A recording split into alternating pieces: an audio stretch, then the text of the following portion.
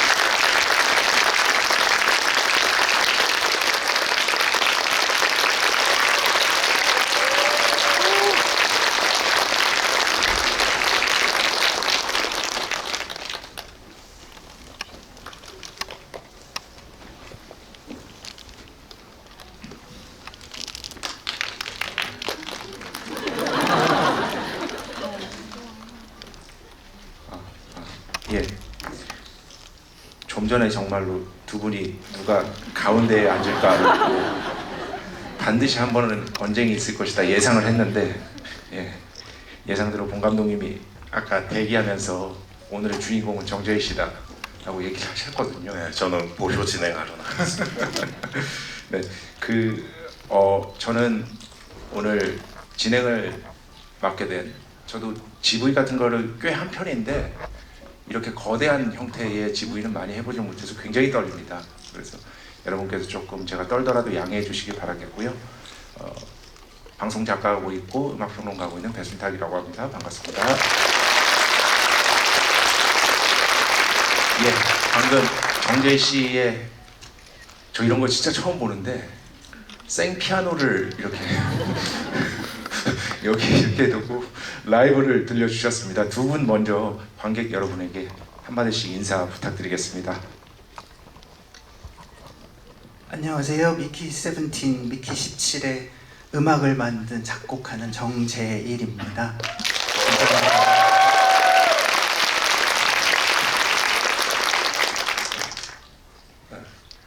오늘 천재 아티스트 정재일님을 제대로 조명하기 위해서 보조 진행자로 등장한 영화감독 봉준호라고 합니다.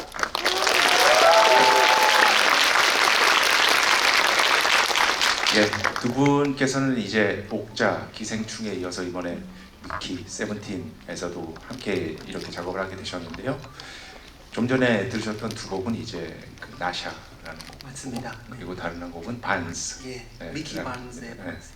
그 특별히 이 두 곡을 이렇게 라이브로 결정하신 뭐 특별한 이유라도 혹시 있을까요? 일단 나샤라는 곡은 제가 정했고요.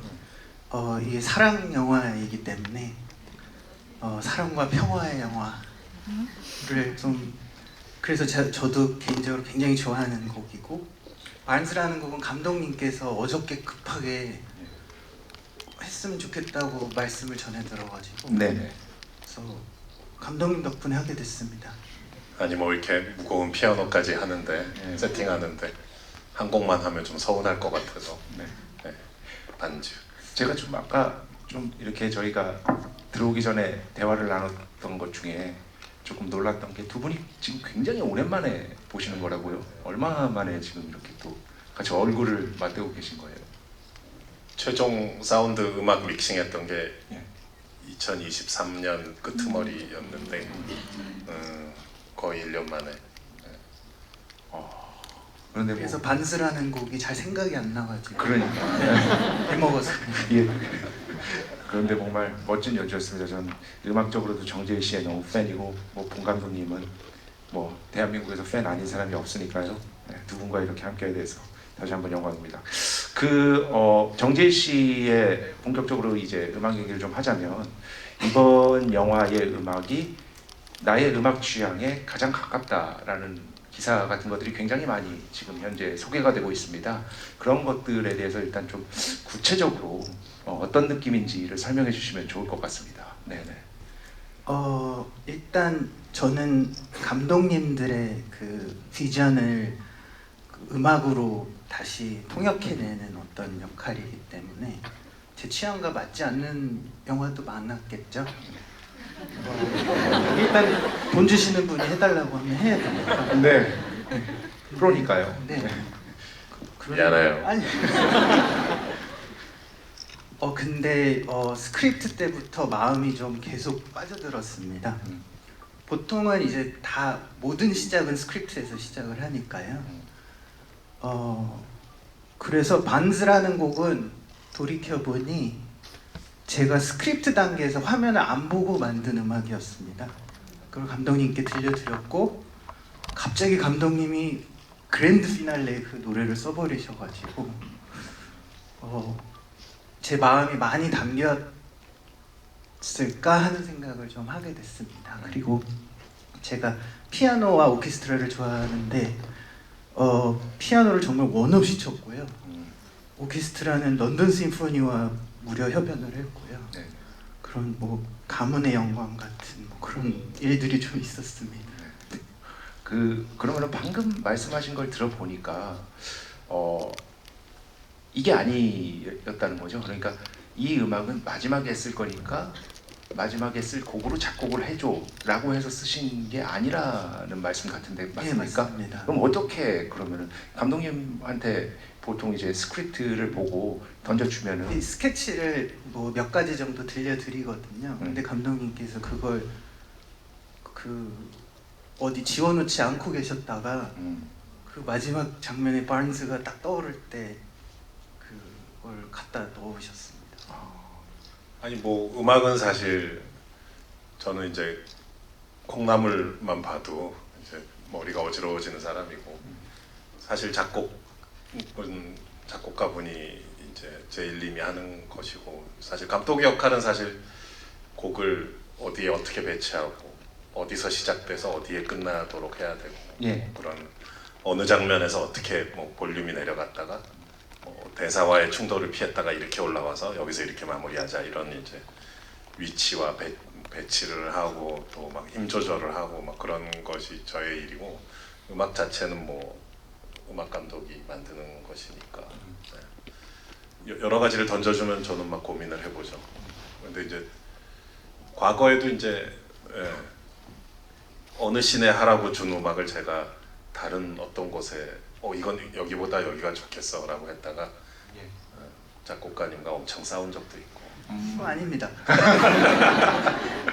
괴물때 근데 그런 게 또 작업의 재미죠. 뭐. 네, 뭐 대표적으로 이제 뭐 미션 임파서블 주제가 같은 경우도 원래는 추격전 음악으로 작곡이 된 거라고 하잖아요. 아 그게 메인 네. 타이틀이 아니라. 근데 프로듀서가 그걸 메인 타이틀로 바꿨는데 그 프로듀서한테 작곡자가 밥이라도 한번 사야겠죠 진짜. 이후에 가장 유명한 영화 주제가가 됐으니까. 네. 그러면은 그 전체적인 어떤 음악의 기조 같은 것들을 제가 좀 생각을 해봤는데요. 일단 전작인 기생충하고의 얘기를 좀 해봐야 할 것 같습니다. 좀 제가 느낀 감상이 맞는지는 모르겠는데 사실 이 영화는 봉준호 감독님 영화 중에서 가장 개인적인 이미 나레이션부터 등장하는 개인에 훨씬 더 집중하는 영화다. 물론 사회 구조적인 측면도 우리가 이 영화에서 볼 수 있지만요. 기본적으로는 그런 특성을 띠고 있기 때문에 기생충의 음악 같은 경우가 조금은 캐릭터들과 거리두기 하고 있다는 느낌이 조금 든다면 이 미키 세븐틴의 음악 같은 경우는 그 캐릭터에 어떻게 보면은 내면에서 울려 퍼지는 그런 느낌의 음악이지 않을까라는 생각을 좀 했습니다. 이런 측면에서 조금 대비가 있지 않을까 싶었는데 두 분 생각은 어떠신지 한번 듣고 싶습니다. 어땠어요? 아까 말씀드린 대로 이미 스크립트를 보면서 빠져들었습니다. 그 첫 씬에서 그 크리퍼들이 미키를 잡아먹을 것처럼 보이지만 그리고 보나페티로 잘 드시라는 말로 그거를 끝을 맺지만 네. 나중엔 이들은 이 사람을 해칠 의도가 없었다는 그 점에부터 저는 많이 제 마음을 쓰기 시작했습니다. 훨씬 더 좀 개인적이고 친밀했던 작업이었다라고 저는 좀 느꼈어요. 전반적으로 정재희 씨의 그 인터뷰 내용도 그렇고요.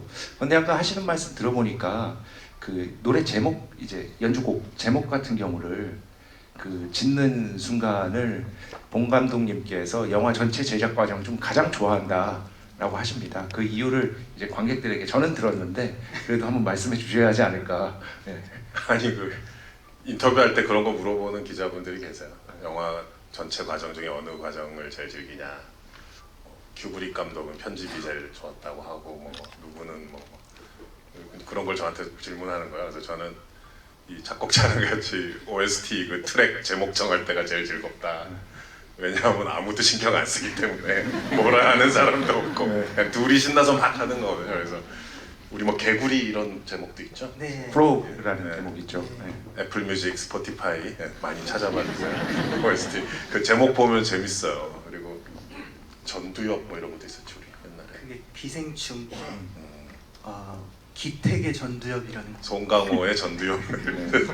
곡 제목이 전두엽인데 프로듀서들도 투자 배급사도 아무런 뭐 아무도 참견을 안 합니다. 그래서 둘이서 아주 즐겁게 그런 제목을 쫙. 그 사실 이 영화에 어떻게 보면은 뭐 여러 곡들이 담겨 있지만 저는 굳이 좀 이 영화의 주제부를 담고 있는 곡 두 곡을 꼽아라 한다면 제가 프랑스어를 잘 못해서 발음은 좀 이해해 주시기 바랍니다. 전혀 모르기 때문에 본 아피티하고 그리고 나샤 이 두 곡이라고 저는 좀 느꼈습니다. 방금 연주했던 예, 방금 연주한 게 이제 나샤긴 한데 사실 여러분 사운드 트랙 들어보시면은 아시겠지만 보나피티가 오히려 그 피아노 거의 솔로로 연주되는 아주 짧은 곡이고요. 나샤 같은 경우는 여기에 기본적인 주제부는 똑같고요. 여기에 오케스트레이션과 여러 악기들이 편곡되어서 훨씬 더 풍성한 느낌을 주는 것이 바로 이 나샤라는 곡이라고 할 수 있겠습니다. 그렇다면은 이것은 영화 구조, 영화의 캐릭터적인 설정으로 봤을 때 보나피티는 사실 미키의 주제가라고 할 수 있는 거잖아요. 그리고 굉장히 반복적인 구조를 갖고 있고 미키의 반복되는 어떤 죽음, 일상들을 표현하고 있는 것이라면 나샤는 마치 뒤에서 이 미키를 껴안듯이 그런 어떤 캐릭터적인 어떤 형태가 이런 음악 구조적인 측면에서 드러나고 있는 것이 아닌가라는 생각이 들었습니다. 이거는 어떻게 보면 의도일 수도 있다는 생각이 드는데 어떠신지요?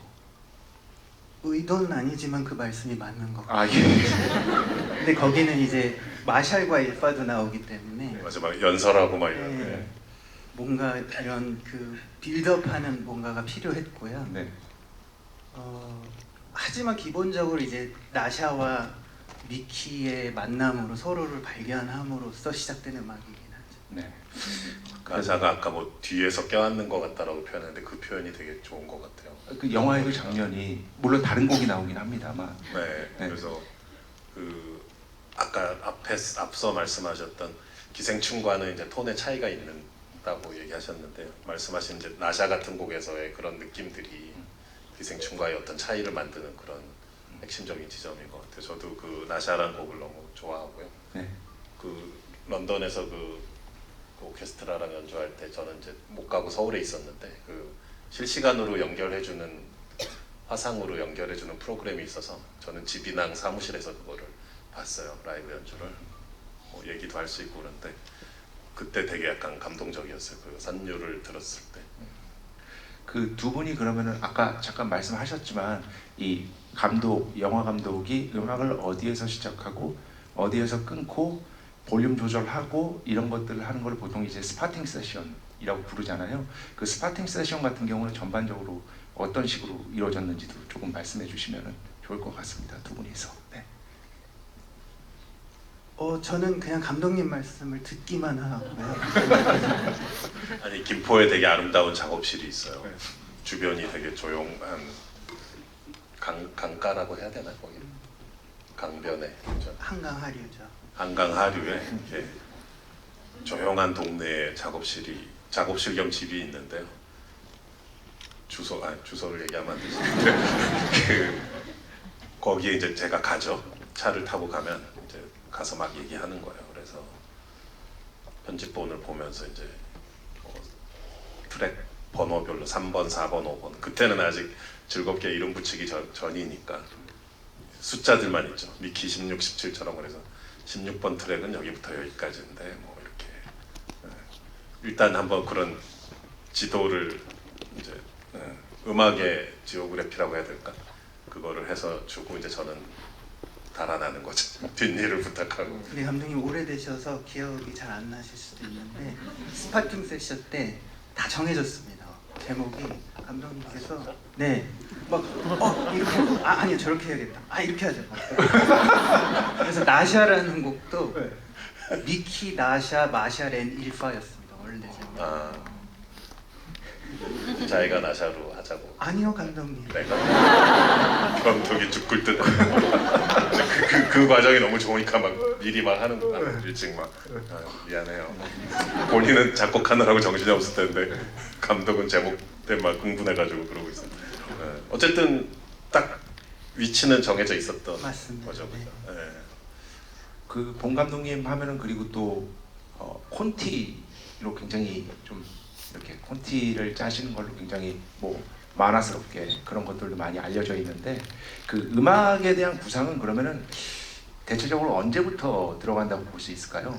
그 뭐 콘티 때도 설마 이렇게 하면서 음악에 대한 상상을 한다던가 하시는지 아니면은 그 영화 촬영 도중에 하시는지 아니면은 편집 과정 속에서 그런 것들을 좀 떠올리시는지 전반적인 그런 것들도 좀 궁금합니다.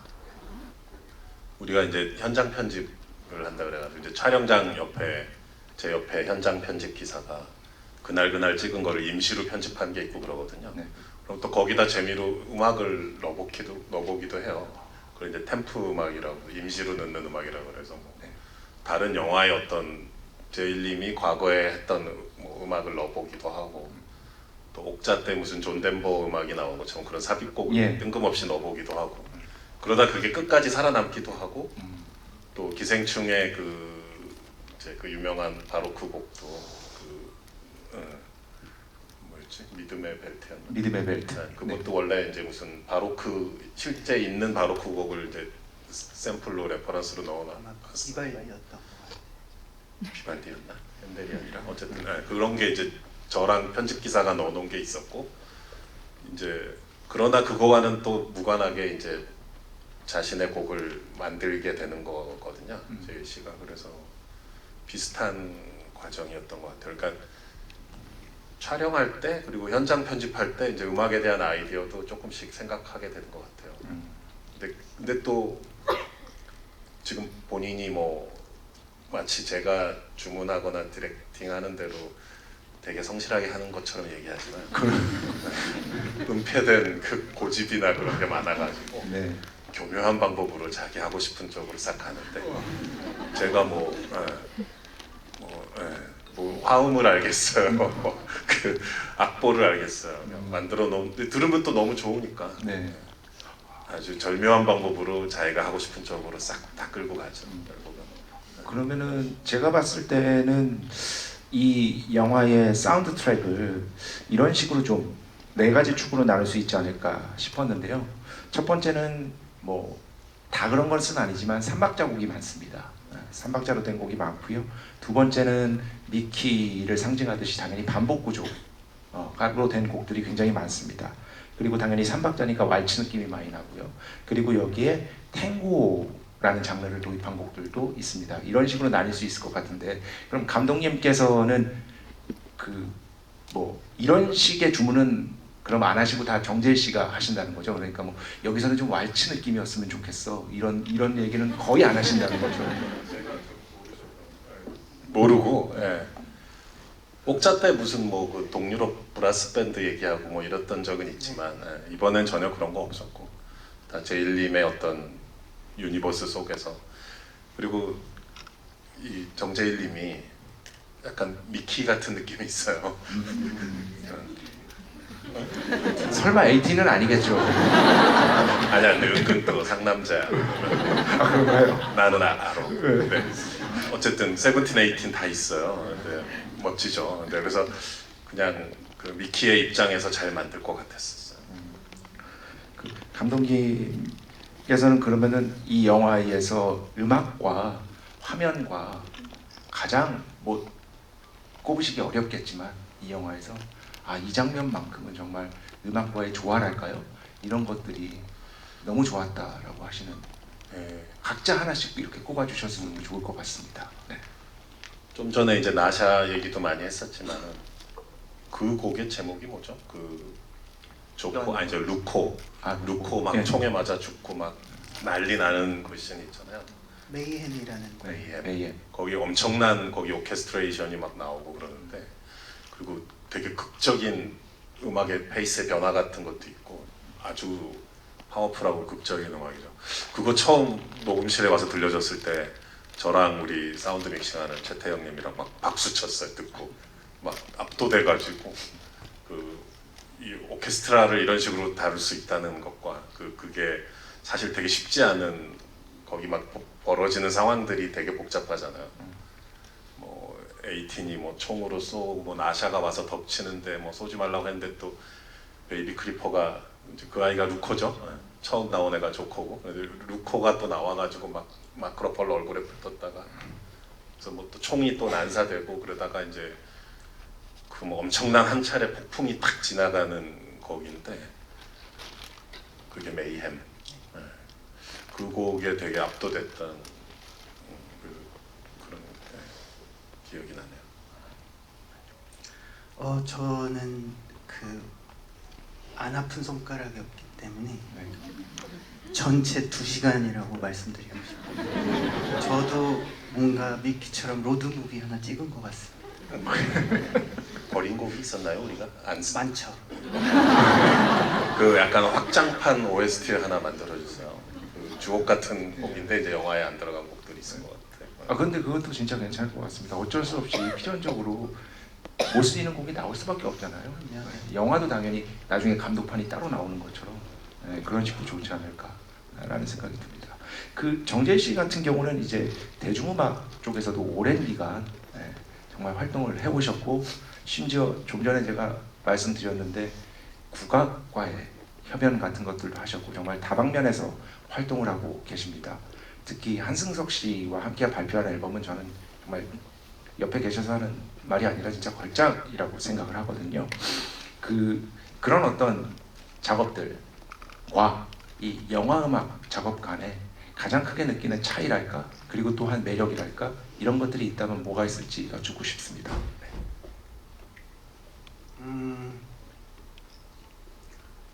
그 영화는 영화가 주인공이기 때문에 그 화면과 감독님의 그 의도와 이런 여러 가지 것들을 맞추기 위해서 노력을 하고요. 그러면 제가 그냥 별 생각 없이 만들었는데도 뭔가 잘 맞아 떨어질 때는 너무 새로운 생명력을 가지는 그런 음악이 되는 경험들을 좀 했습니다. 그리고 제가 그냥 시네필로서 굉장히 좋은 순간도 그 어떤 음악이 어떤 영화의 씬과 만났을 때, 그러니까 예를 들어 뭐 아까 말씀하신 비발디 곡이라든지, 제가 전에까지 듣던 비발디 곡이 아니고 봉준호의 비발디 곡이 돼버리니까 그런 경험들을 굉장히 소중하게 생각하는 것 같습니다. 그래서 음악만을 위한 음악을 만들 때보다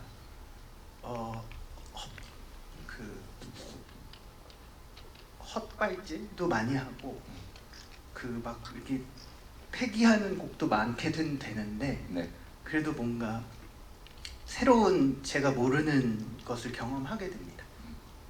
그 영화음악의 모든 것이라는 그 다큐멘터리를 보면 정말 수많은 영화음악가들이 나오거든요. 공통적으로 증언하는 게 있습니다. 뭐냐 하면 글 쓰는 것과 저는 비슷하다고 생각을 하는데요. 다 모든 것은 마감이 완성한다라는 말씀을 심지어 한스 짐머 옹께서도 그렇게 말씀을 하십니다. 정재희 씨는 어떤 타입이신지요? 저도 마감이 그냥 큰 영감이고요. 그리고 잔금 입금 뭐 이런. 그 다큐에서 나온 건가요? 저도 무슨 그 미국의 되게 유명한 영화음악 작곡가인데 자기가 제일 공포감 느낄 때는 아직 곡을 하나도 못 썼는데 맞습니다. 지하철역에 영화 포스터에 자기 이름이 걸려. 뭐 어떻게 아직 하나도 못 했는데. 그래서 그러다가 이제 그러면 막 나오나 봐요. 초인적인 힘이 좀 근데 되게 일찍 착실하게 또 준비하는 편이에요. 그러실 것 같아요. 또 그래서 여쭤봤습니다. 믿음의 벨트가 몇 테이크까지 갔죠? 기생충. 그게 버전이 여러 가지가 있었는데요. 아까 말씀하신 보나페티도 버전이 한 6개 있었고요. 믿음의 벨트는 한 8개 정도 있었던 것 같습니다. 녹음 한 열 몇 번 수정하지 않았어요 그때? 녹음에 들어가서는 수정은 안 했는데 녹음하기까지가 바꾼 게 그죠? 그 워낙 중요한 데다가 편집의 그 템포에 맞춰야 딱딱 맞춰야 되는 부분이 너무 많아가지고, 근데 또 음악으로서 말이 되게끔 해야 되니까 이분 입장에서는.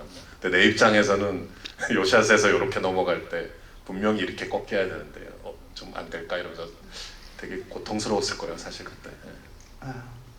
아주 즐겁고 영광으로.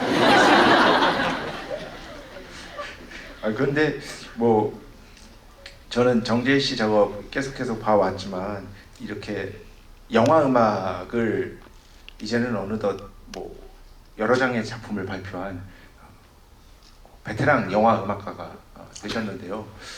원래 처음에 음악을 시작하실 때 정말 오랜 기간 활동을 하셨잖아요. 그때부터 이미 영화 음악 같은 것들을 굉장히 좋아하고 애정하고 그런 것들에 대한 어떤 뭐랄까 욕망 같은 것들이 분명히 본인 안에 있었고 그랬나요? 아니면은 우연한 기회에 하다 보니까 이렇게까지 오게 된 건가요? 거의 제가 만든 대부분이 하다 보니까 된 것 같고요. 근데 다만 그 시네마테크에서 살던 시절이 있었습니다. 10대, 20대 때. 그때는 불법 VHS도 막 구해서 보고 그런 시절에 영화 음악이란 건 이런 거구나. 하지만 제가 만들어 보고 싶다 이런 생각까지는 못했던 것 같아요. 하지만 저에게 굉장히 깊이 각 있는 사운드 트랙들이 있고요. 그런 것들이 이제 우연하게 또 감독님 뵙게 되고 뭐 이렇게 되면서 뭐였어요? 좋아하는 사운드 트랙이?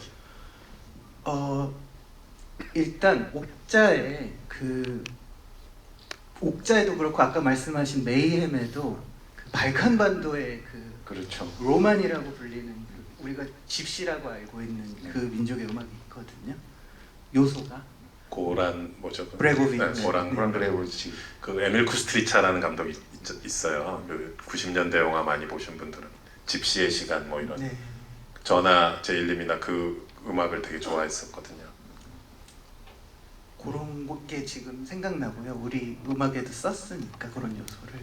근데 그거를 또 사실 그 예전에 미국에서 영화 어떤 인터뷰를 하는데 아무도 에밀 쿠스트리차를 모르시더라고요. 근데 에밀 쿠스트리차 얘기를 하니까 그거 좋겠다 이렇게 말씀해 주셔가지고 반가웠던 기억이 있습니다. 나야 원래 팬이었으니까. 근데 그 이번에는 톤은 좀 다르지만 그 클라이막스에 크리퍼 때들 막 나오고 네. 거기서 약간 그 에스닉한 느낌도 있고 그렇죠. 그 좀 특이하게 녹음을 했잖아요. 네. 어떻게 했었더라 그때? 일단은 완전한 풀 오케스트라와 합창단이 들어갔습니다. 100명 정도에. 그리고 거기서는 이제 감독님께서 이제 크리퍼들이 이제 마마 크리퍼가 멸종이야 이렇게 얘기하고 모든 크리퍼들이 막 소리를 지를 때가 있거든요. 그걸 울룰레이션이라고 알제리의 그 여성들이 부르는 어떤 소리 내지는 음악 같은 것들이 있는데 그런 식의 연출을 하고 싶다고 하셨어요. 그럼 이제 그런 막 귀를 찌르는 막 그런 사운드가 있을 테니까 그거를 밑에서 잡아주는 음악이 있으면 좋겠다 해서 몽골의 후미라는 그 시베리아 일대에서 하는 그 굉장히 그 두꺼운 목소리와 두 가지의 멜로디가 동시에 목에서 나오죠. 네, 프로트 싱잉이라고 네, 네. 하는데요. 그거를 사용해 볼까 했던 것이 좀 특이한 점이었다면 그런 거였습니다. 저는 사실 음악에 대해서 계속해서 영화 음악을 접하지만 두 분이 지금 뭐 전반적으로 이제 영향받은 영화 음악도 말씀해 주셨지만 그 외에 어떤 영화 음악들의 깊은 감동을 받고 그동안 이렇게 그 음악들을 좀 반복해서 듣고 영화와 함께 그런 것들도 조금 말씀해 주시면 괜찮을 것 같습니다. 더해서. 네. 감독님. 뭐 영화 음악 이전에 저는 정재일님 원체 팬이었기 때문에 옛날에 본인이 직접 노래 부른 그 주섬주섬이라는 노래 있어요. 아유, 명곡이죠.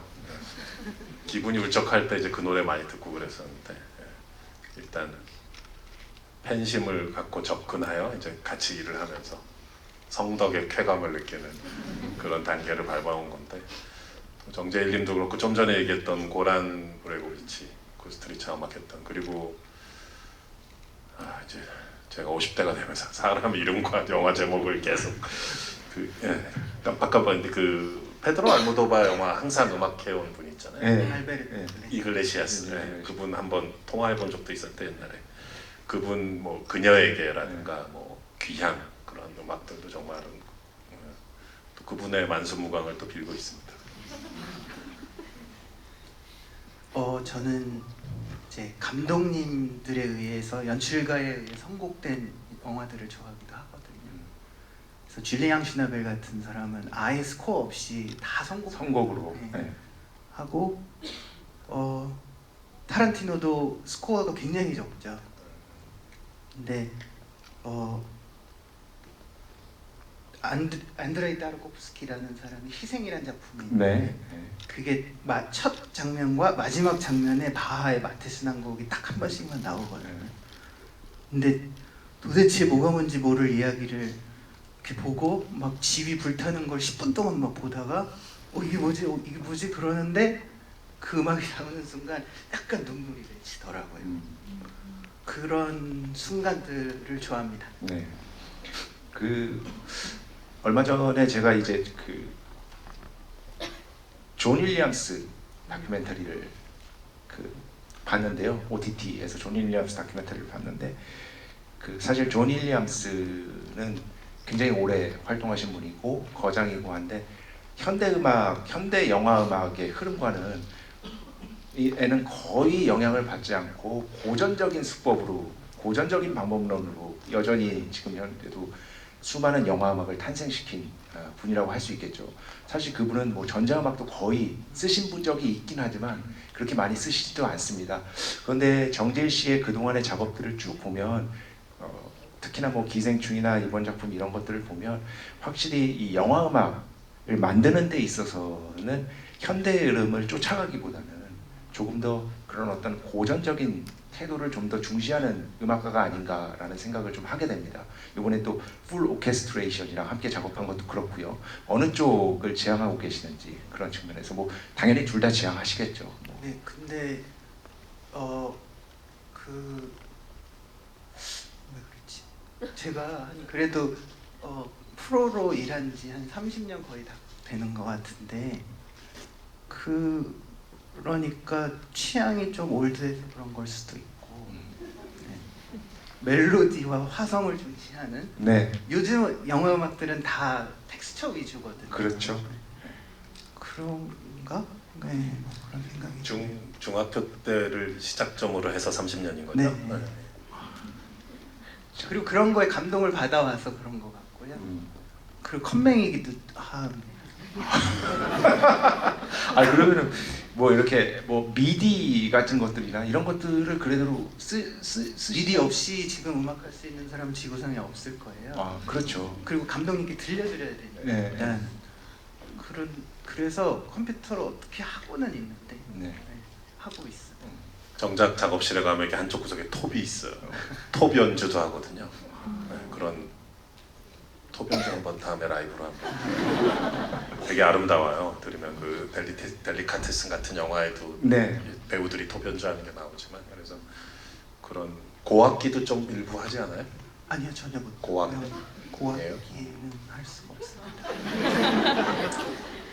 그러면은 그 정재일 씨한테 이거는 뭐 감독님보다도 이 미키 세븐틴의 음악을 작업하는 과정에서 어떤 뭐랄까 어떤 식의 표현 같은 것들을 좀 내가 중요시해야겠다 이런 것들을 좀 당연히 생각하면서 작업을 하셨을 것 같은데요.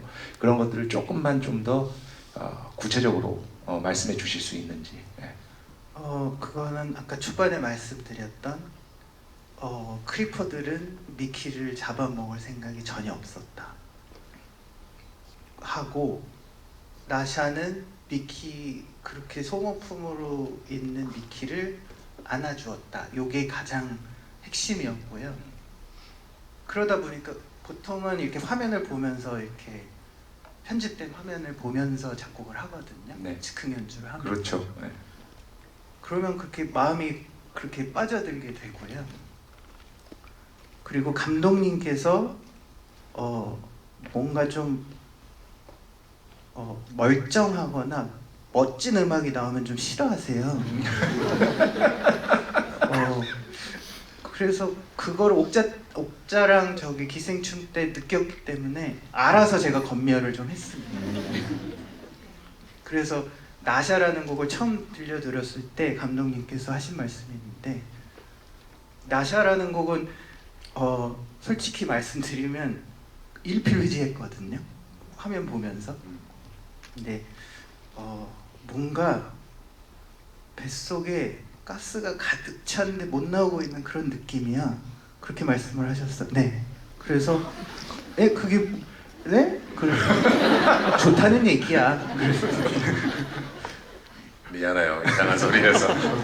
아 이게 감독들은 되게 미칠 것 같거든요. 이게 예를 들어 촬영 감독하고 얘기할 때 되게 구체적으로 얘기하게 되잖아요. 그렇죠. 네, 여기 트랙을 하나만 더 깔고 이쪽까지 이렇게 앵글이 갔으면 좋겠어요. 아니면 뭐 이게 여기 라이팅은 콘트라스트가 강하지 않았으면 좋겠으면 구체적으로 주문하거든요. CG 쪽 아티스트라고. 근데 이제 음악은 모르잖아요.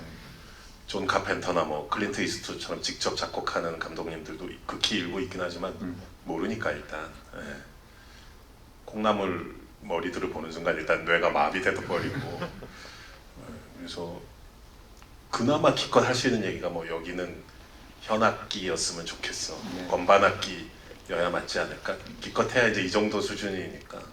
대신 이제 만들어서 오면 그게 이건 아닌데 뭐 이건 너무 좋은데 이제 이거 아닌데라고 하면 이게 아니라 A가 아니라 B로 해줘라고 주문을 해야 되는데 그 B로 해달라고 주문을 세밀하게 할 수가 없는 거예요. 모르니까 음악이라는 세계는. 그래서 계속 A를 주는데 아니라고 하고 B를 줬는데 또 아닌 것 같다고 C, D, E, F, G에서 저는 계속 미안해지고 만드는 사람은 계속 고통받고 이런 과정이지 뭐. 근데 감독님께서는 음악을 너무 사랑하시는 분이거든요. 네. 그리고 피아노랑 기타도 조금 연주하실 수 있고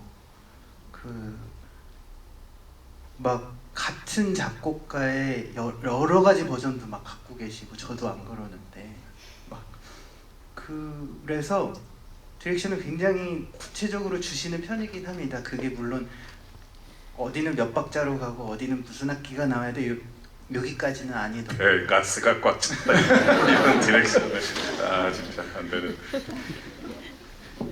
뭐 예를 들어서 뭐 나샤의 이제 원형을 담고 있는 보나피티 같은 그런 곡들만 들어봐도 저는 사실 그렇게 느꼈습니다. 그러니까 이 곡이 뭐라고 해야 되나, 처음에 이제 등장할 때 영화의 리듬은 사실 초반부에 그렇게 막 뭐 이렇게 슬프고 그러지 않거든요. 영화의 리듬은 굉장히 사실 경쾌하게 흘러갑니다. 그런데 이 곡은 상당히 처연한 어떻게 보면 선율을 담고 있죠. 그래서 그런 데서 오는 어떤 충돌 같은 것들이 굉장히 좀 인상적인 지점으로 남아 있거든요. 이런 것들은 또 봉 감독님의 어떤 의도이신지 또 여쭙고 싶습니다. 네. 만드는 분은 어떤 의도였는지 잘 모르겠어도 어쨌든 그 음악 들으면 좀 더 불쌍하게 느껴지지 않나요? 네. 미키가 이제 그 애 자체가 애는 착하고 순한데 맨날 이렇게 손해 보고 다니는 친구잖아요. 그리고 이렇게 같은 사람한테 2번 사기당할 것 같은 그런 캐릭터인데, 약간 그 미키의 불쌍한 느낌이 확 느껴지는 것 같아요. 그 처음에 했던 제일 씨의 그 연주와 선율을 딱 듣다 보면 애처로운 느낌 같은 게 이미 딱 관객 입장에서 좀 미키한테 마음을 빨리 열 수 있게 해준달까. 그리고 또 가장 이 영화에서 관객들에게 아름다운 순간으로 각인되는 장면을 또 한번 꼽아보자면 뭐 아까 제가 약간 표현했듯이 그 실험당하는 와중에 나샤가 들어가서 이제 뒤에서 함께 뭐랄까 이렇게 껴안아주고 함께 있어주는 그 장면에서 흐르는 음악이 아닐까 싶은데요. 이때 나오는 음악이 제가 알기로 코리도 오브 러브라는 곡인데 이 곡에 대해서도 조금 설명해 주셨으면 좋겠습니다. 어떤 의도를 갖고. 말씀하신 대로 그것도 나샤의 베리에이션이고요. 이제 그런 사랑이 끝나고 이제 마샤를 만나러 이제 이들이 막 복도를 걸을 때 그래서 사랑의 복도라고 이름을 정하셨고요. 거기는 좀 비장함이 있어야 되고 무슨 일이 벌어질지 모르는 것 같으니까 나샤에서 뭔가 차연하게 시작했다가 긴박한 느낌으로 바뀝니다. 그래서 그 장면은 제가 그 슈베르트의 마왕을 좀 떠올렸고요. 저도 진짜 거짓말하고 네, 진짜 거짓말 아니에요. 네, 그래서 제가 이거 표절인가 이렇게 생각할 때도 좀 있었는데 네, 진짜입니다. 네. 아까 그 어떤 친구는 프로그라는 곡을 굉장히 좋아한다라고 했는데 제가 사실 이 곡이 어떤 장면에 나왔는지는 지금 막 정확하게 떠오르진 않습니다. 그런데 손 날아갈 때 이 곡은 정말 약간 뭐랄까 소품처럼 쓰여졌더라고요. 제가 그 놀랍게도 그 피아노를 칠 줄 알아서 보니까 코드가 3개가 약간 3-4개가 이제 굉장히 간단한 구조로 이루어진 곡인데 이런 곡들 같은 경우는 어떤 식으로 요구를 하셨는지 손이 날아가는 장면인데 그 녹음했던 방식이 되게 재밌잖아요. 거기 뭐 이렇게 대고서 네. 피아노에 그 피아노기는 한데 피아노는 보통 도 한 음이 있으면 그게 2개의 현이나 3개의 현으로 이루어져 있는데 네.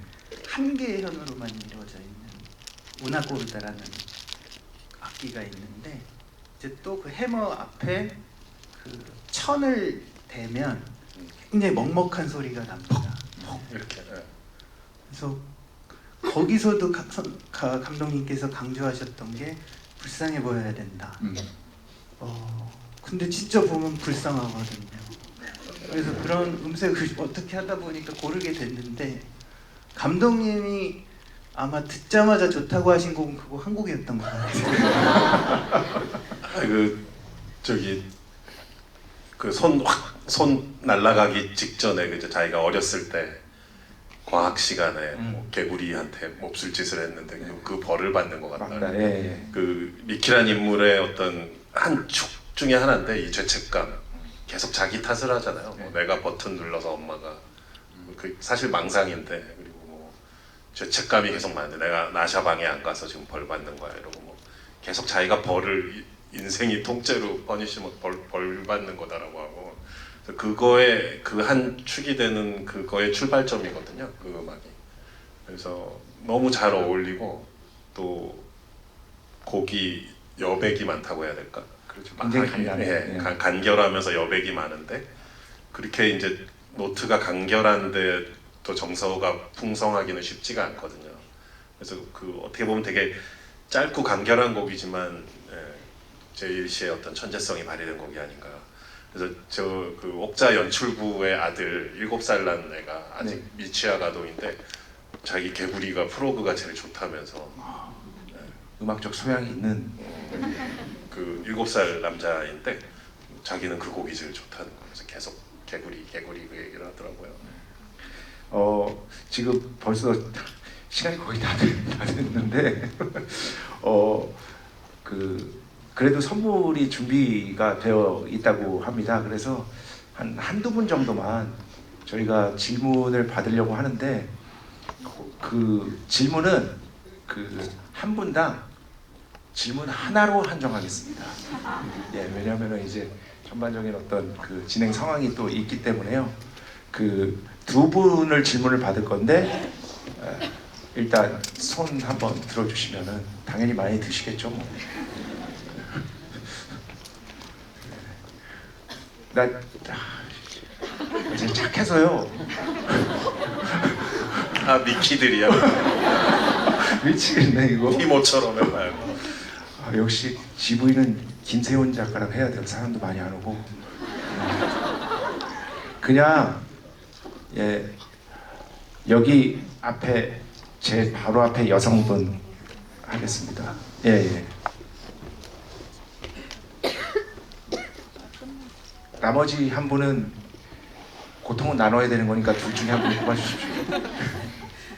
네, 안녕하세요. 우선 이렇게 두 감독님께 너무 좋은 이런 작품을 세상에 이렇게 보여주시게 돼서 너무 감사에 마지 않습니다.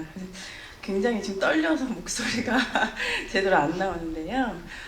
개인적으로 정재열 감독님하고 또 작업했던 인연이 사실 있는데 아마 감독님께서는 좋은 기억은 아니셨을 것 같아가지고 예, 그 남북 정상회담 그 판문점 때 그 미디어 아트를 맡았던 단미래 예술 감독입니다. 네, 예. 네, 그래서 감독님 되게 오랜만에 이렇게 용안을 뵙게 됐는데요. 굉장히 근면한 노동자로서 지금까지 계속 그런 좋은 작품들을 켜켜이 쌓아 오시고 계시는데 또 오래된 팬으로서 감독님의 어떤 그런 워라벨에 대해서 조금 궁금하기도 하고 또 걱정되는 부분이 있기도 해서 네, 네, 감독님의 워라벨에 대해서 좀 설명해 주시면 좋을 것 같습니다.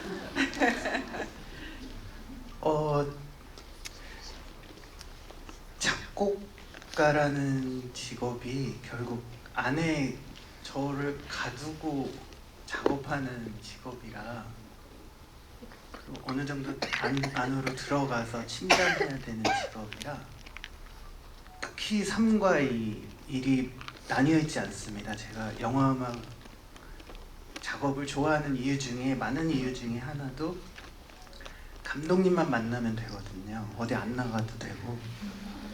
그래서 그렇게 특별히 어떤 밸런스를 생각하지 않고요.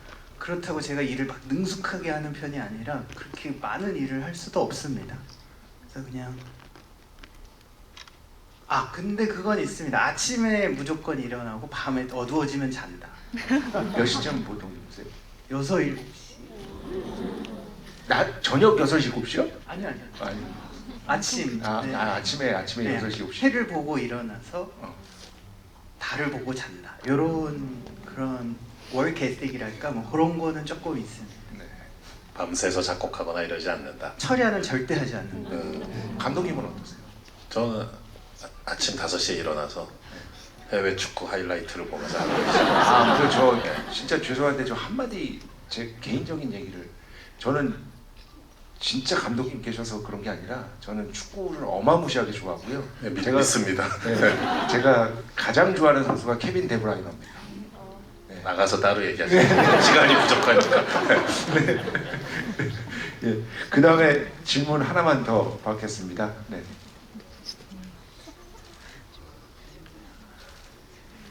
네, 두 분이 골라주시죠.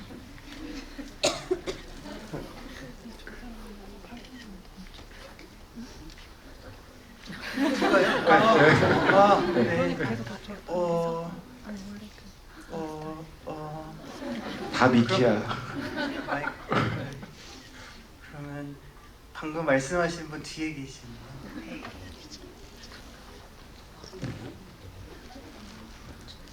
지금 맞죠, 저분? 네네.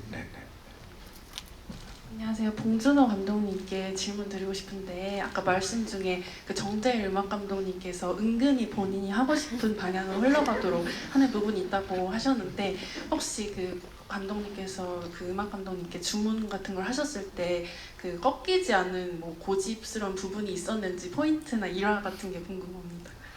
그 미키 17 같은 경우는 이미 3번째 같이 작업을 하다 보니까 서로 파악하는 단계도 빠르고 저도 뭐 편안하게 이제 뭐 오죽 잘하겠어 이런 식으로 뭐 별 얘기한 거 없잖아요. 그래서 근데 기생충 때는 이게 그 부잣집 꼬마애가 인디언 텐트에 있고 이제 비가 오고 반대로 이제 그 최우식네 가족은 이제 거기 홍수가 잠기고 하는 그 이제 교차되는 시퀀스가 있어요. 네. 박소담 씨 막 담배 피는데 막 변기에서 물이 역류 거기를 전체를 뒤덮는 음악이 있는데 트랙 제목은 생각이 안 나지만 거기 제가 원래 주문했던 어떤 그 리듬 파트가 섞인 어떤 게 있는데 끝까지 안 해주더라고요. 근데 지금 와서 보면 그게 맞는 되게 좋아요. 거기서 이렇게 했는데 그랬어요.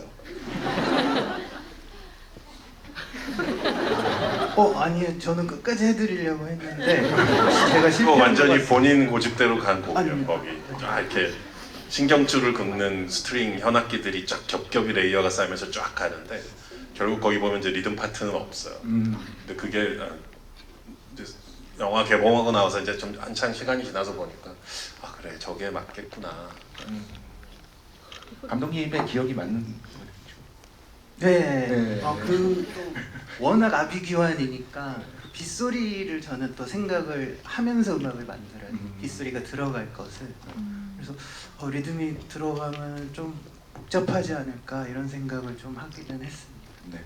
그 첫 번째 질문하신 분은 아무래도 좀 어깨분이시라서 포스터를 드리고요. 두 번째 질문하신 분께 책을 드리는 걸로 하겠습니다. 네.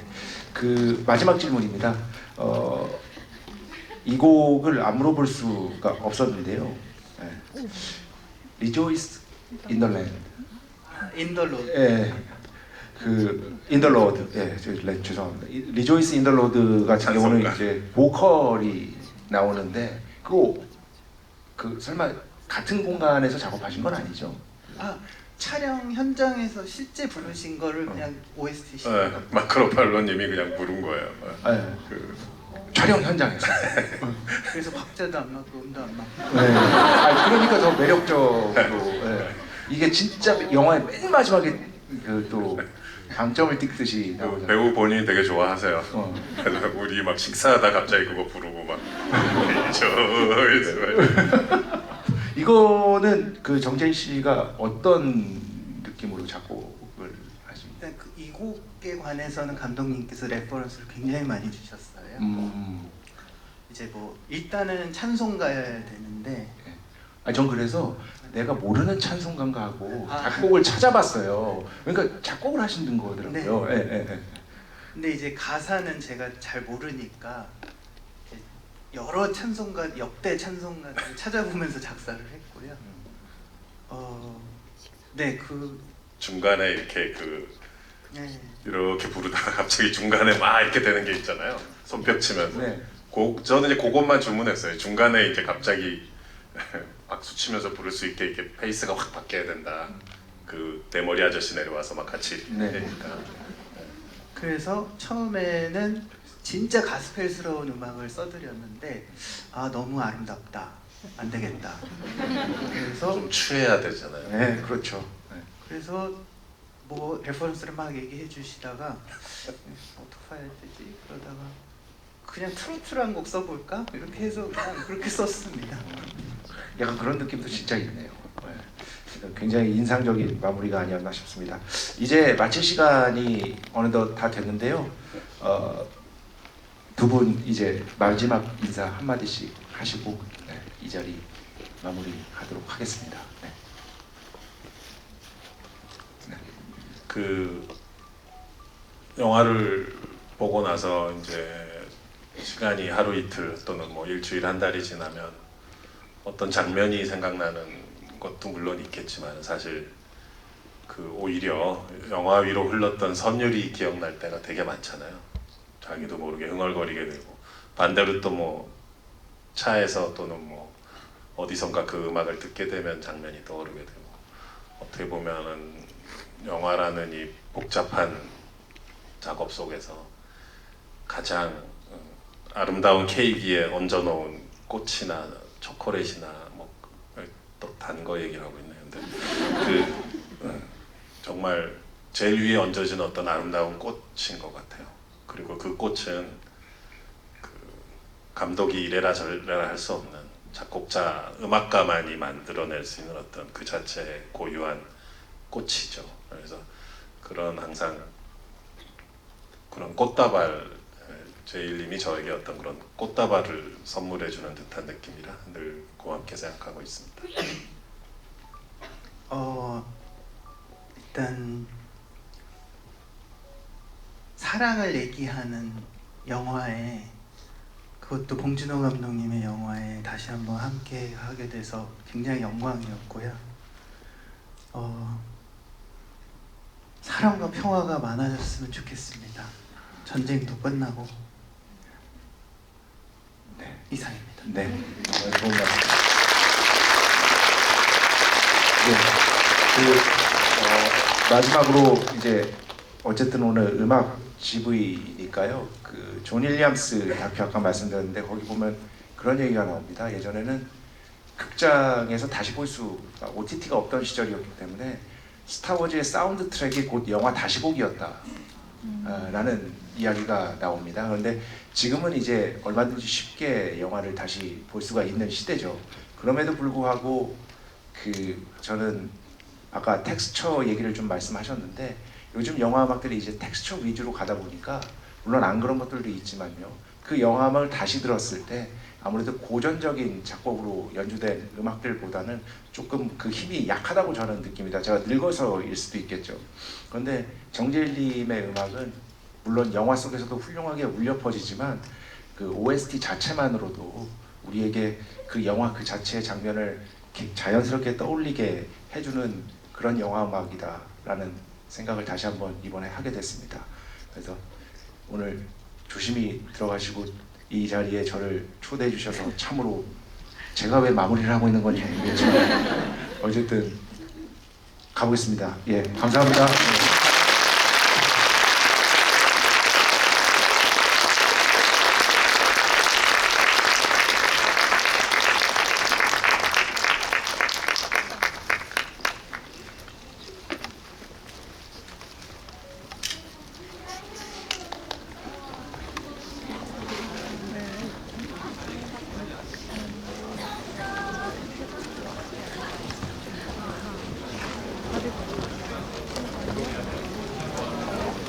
아니요.